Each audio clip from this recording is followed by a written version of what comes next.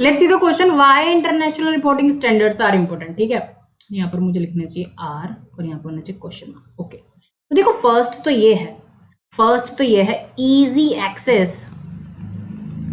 Easy access to global market. अब देखो इसका एग्जांपल क्या हो सकता है। मान लिया मेरी कंपनी है, ठीक है, मैं इंडिया में कंपनी चलाती हूँ एबीसी लिमिटेड के नाम से, ठीक है। अब मैं यहाँ पर अपनी अकाउंटिंग करवाती हूँ, मैंने अपने सीएज रखे हुए हैं, वो अकाउंटिंग कर लेते हैं। अब मैं चाहती हूँ कि भाई इंडिया में तो मेरा बिजनेस अच्छा चल रहा है, लेकिन मैं यूके, यूएस और जर्मनी में भी अपना बिजनेस फैलाऊं, तो वहां के लिए मुझे क्या चिंता होने लगी, मुझे चिंता होने लगी कि भाई वहां तो चले जाऊंगी, लेकिन क्या पता वहां के अकाउंटिंग वाले तरीके कैसे हो, प्रोसीजर कैसे हो, मेथड्स कैसे हो, पॉलिसीज कैसे हो, हमारे ये जो सीए है क्या वो वहां पर काम कर पाएंगे, या फिर वहां के जो सीए हैं क्या वो हमारी कंपनी को समझ पाएंगे। तो इसी वजह से क्या हुआ है, IFRS हुआ है। अब मुझे कहीं भी जाने में दिक्कत नहीं होगी, क्योंकि वहां के जो स्टैंडर्ड है वो कुछ हद तक क्या रहेंगे, सिमिलर रहेंगे, ज्यादा डिफरेंसेस नहीं होंगे और इजीली काम हो सकता है। इस वजह से मुझे क्या हो गया, ग्लोबल मार्केट में इजी एक्सेस हो गया, यानी मैं आसानी से ग्लोबल मार्केट में एंटर कर सकती हूँ। कंपैरिजन इजी हो गए हैं, ठीक है, वेरियस कंपनीज के।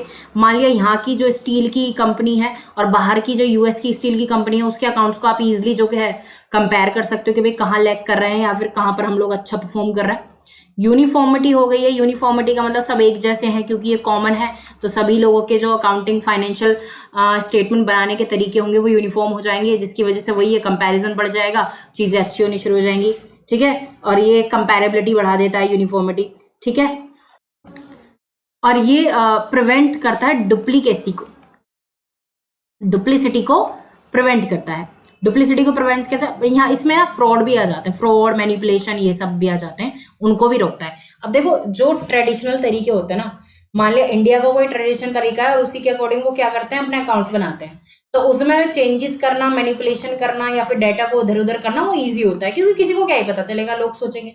लेकिन अब जब ये IFRS है जो पूरे वर्ल्ड में एक साथ यूज हो रहा है, पूरे वर्ल्ड में वो यूज कर रहे हैं, तो अब उसमें जो है फ्रॉड करना मुश्किल है, क्योंकि अगर मैंने यहाँ पर तरीके बदले और उसको किसी और ने देखा तो भाई तो गलत हो जाएगा कि भाई हम तो यहाँ पर ये कर रहे हैं, तुम वहां पर क्यों कर रहे हो, है ना। तो यहाँ पर इसमें IFRS के प्रिंसिपल्स में, IFRS के सॉरी स्टैंडर्ड्स में मैनिपुलेशन करना, फ्रॉड करना बहुत मुश्किल है। तो ये कुछ बेनिफिट्स हैं किसके, IFRS के। And I hope this is the proper explanation to the question.